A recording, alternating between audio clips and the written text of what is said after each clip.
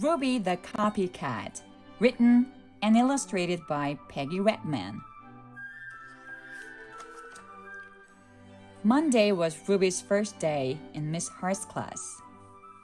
"Class, this is Ruby," announced Miss Hart. "Ruby, you may use the empty desk behind Angela. Angela is the girl with the pretty red bow in her hair." Angela smiled at Ruby. Ruby smiled at Angela's bow and tiptoed to her seat. "I hope everyone had a pleasant weekend," said Miss Hart. "Does anyone have something to share?" "I was the flower girl at my sister's wedding," said Angela. "That's exciting," said Miss Hart. Ruby raised her hand halfway. "I was the flower girl at my sister's wedding too." "What a coincidence," said Miss Hart. Angela turned and smiled at Ruby. Ruby smiled at the top of Angela's head. "Class, take out your reading books," said Miss Hart. At lunchtime, Ruby hopped all the way home on one foot. When Ruby came back to school, she was wearing a red bow in her hair. She slid into her seat behind Angela. "I like your bow," whispered Angela. "I like yours too," whispered Ruby. "Class, please take out your math books," said Miss Hart. On Tuesday morning, Angela wore a sweater with daisies on it. At lunchtime, Ruby hopped home sideways. When Ruby came back to school after lunch, she was wearing a sweater with daisies on it. "I like your sweater," whispered Angela. "I like yours too," whispered Ruby. On Wednesday, Angela wore a hand-painted t-shirt with matching sneakers. After lunch, Ruby hopped back to school wearing a hand-painted t-shirt with matching sneakers. On Thursday morning, during sharing time, Angela modeled the flower girl dress she wore at her sister's wedding. Ruby modeled her flower girl dress too, right after lunch. Angela didn't whisper anything. By coincidence, on Friday morning, both girls wore red and lavender striped dresses. At lunchtime, Angela raced home. When Angela came back to school, she was wearing black. On Friday afternoon, Miss Hart asked everyone to write a short poem. "Who would like to read first?" asked Miss Hart. Angela raised her hand.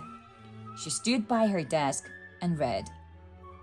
"I stayed in back of me. It was a very loyal pet. It said we never really met." "That was very good," said Miss Hart. "Now, who's next?" Miss Hart looked around the room. "Ruby?" Ruby stood and recited slowly. "I had a nice pet who I never met because it always stayed behind me, and I'm sure it was a cat too." Ruby smiled at the back of Angela's head. Someone whispered. Ruby sat down. "What a coincidence," murmured Miss Hart. Angela scribbled something on a piece of paper. She passed it to Ruby. The note said, "You copied me. I'm telling Miss Hart. P.S. I hate your hair that way." Ruby buried her chin in the collar of her blouse. A big tear rolled down her nose and plopped onto the note. When the bell rang, Miss Hart sent everyone home except Ruby. Miss Hart closed the door of the schoolroom and sat on the edge of Ruby's desk. "Ruby, dear," she said gently, "you don't need to copy everything Angela does. You can be anything you want to be. But be Ruby first. I like Ruby." Miss Hart smiled at Ruby. Ruby smiled at Miss Hart's beautiful polished fingernails. "Have a nice weekend," said Miss Hart. "Have a nice weekend," said Ruby. On Monday morning, Miss Hart said, "I hope everyone had a pleasant weekend. I did. I went to the opera." Miss Hart looked around the room. "Does anyone have something to share?" Ruby waved her hand. glued to every finger was a pink plastic fingernail. "I went to the opera too," said Ruby. She did not. Whispered Angela. Miss Hart folded her hands and looked very serious.